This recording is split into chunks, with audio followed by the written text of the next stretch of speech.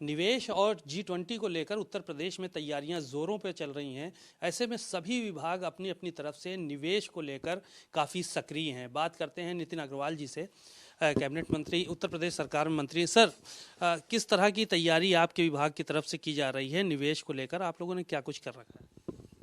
देखिए, investor summit जो अगले महीने होने जा रही है उसमें आप देख ही रहे हैं कि पहले विदेशों में हमारे माननीय मंत्रीगण गए थे, वहाँ से निवेशकों से बात करी थी। उसके बाद हमारे देश में जो बड़े शहर हैं अलग अलग प्रांतों में, राज्यों में, वहाँ भी रोड शोज़ हुए।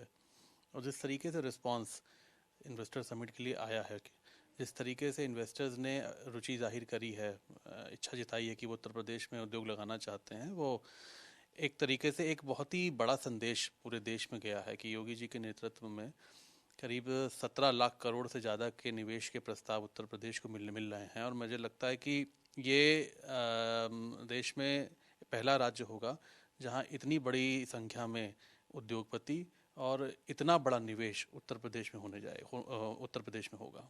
आप निवेश की बात कर रहे हैं, लेकिन विपक्ष आरोप लगा रहा है आप लोगों के ऊपर कि ये ढोंग है, ढकोसला है, इस तरह की बातें हो रही हैं। और इससे पहले भी इन्वेस्टर समिट हुई थी, ज़मीन पे कुछ नहीं नज़र आया। ऐसी बातें चाहे वो मायावती हो चाहे समाजवादी पार्टी के मुखिया हों, दोनों की तरफ से आ रही हैं। देखिए, इन दोनों का अब ग्राउंड पे बचा क्या है? देखिए, जनता ये सब देखती है कि कौन उत्तर प्रदेश के विकास के लिए काम कर रहा है। चाहे बसपा हो चाहे सपा हो, इन दोनों का कार्यकाल उत्तर प्रदेश की जनता ने देखा है। लूट, अपराध जिस तरीके से बढ़े इन दोनों सरकारों में, यही कारण है कि आज उत्तर प्रदेश की जनता ने दोनों पार्टियों को पूरी तरीके से नकार के भारतीय जनता पार्टी के प्रति भरोसा जताया और आज हमारी दोबारा पूर्ण बहुमत की सरकार बनी है।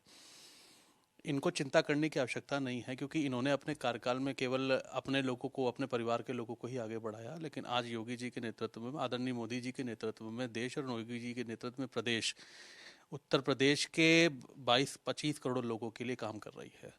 और जो लोकतंत्र में जनता जिसके साथ होती है उसको कभी पराजय का मुंह नहीं देखना पड़ता है। और मैं समझता हूँ कि उत्तर प्रदेश की 25 करोड़ जनसंख्या आज हमारे साथ खड़ी हुई है।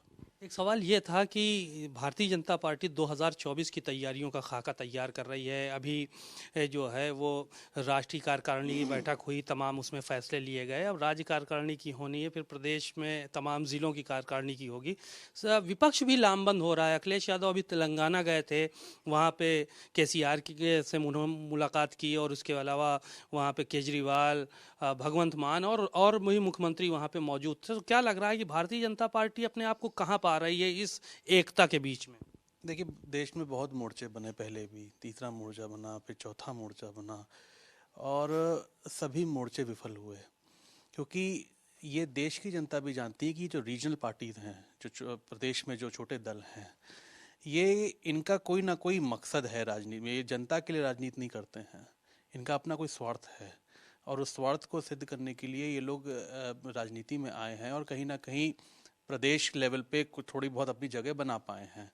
लेकिन जहां राष्ट्रीय चुनाव आता है और जहां पे ये देखा जाता है कि देश का प्रधानमंत्री कौन हो, कौन नेतृत्व देश को दे सकता है, कौन अंतर्राष्ट्रीय स्तर पे देश की छवि को आगे बढ़ा सकते हैं और कौन देश को आगे ले जा सकते हैं, अगर उस चुनाव की बात आती है तो आज आप किसी से भी पूछ लीजिए, केवल नरेंद्र मोदी जी का नाम और उनका ही चेहरा सबके सामने आता है। और मैं तो कहूँगा अखिलेश जी से कि पहले अपनी पार्टी को ही संभाल लें उत्तर प्रदेश में, तेलंगाना तो बहुत दूर की बात है।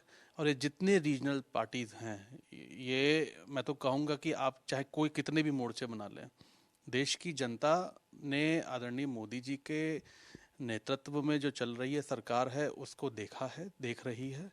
और मुझे पूरा विश्वास है कि जब 2024 में आम चुनाव होगा, हमारी तो कोशिश यही है कि हम उत्तर प्रदेश में सभी 80 सीटें जीत के जाएंगे, और ये तैयारी पार्टी कर रही है।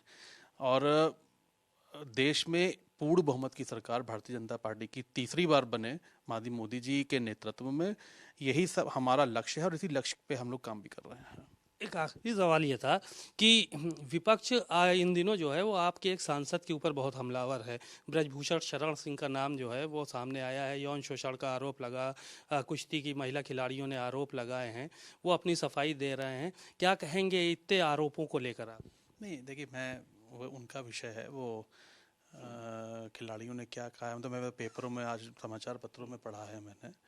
और ये उनका इशू, उनका विषय है, वो अपना जवाब दे रहे हैं। मेरे ख्याल से शायद वो प्रेस में भी आ रहे हैं, और जैसा वो जवाब देंगे आप लोग को पता लग जाएगा। बातचीत के लिए शुक्रिया। आपने सुना साफ तौर पर उत्तर प्रदेश सरकार में मंत्री हैं नितिन जी, उन्होंने साफ तौर पर यही बात कही कि चाहे मोर्चा जितने भी बनाए जाएं, लेकिन कहीं ना कहीं भारतीय जनता पार्टी इस बार फिर 2024 में फतेह हासिल करेगी, क्योंकि जो केंद्रीय नेतृत्व है वो बहुत ही मजबूती के साथ देश हित में काम कर रहा है। कैमरामैन आशीष के साथ सीमा नकवी, भारत समाचार, लखनऊ।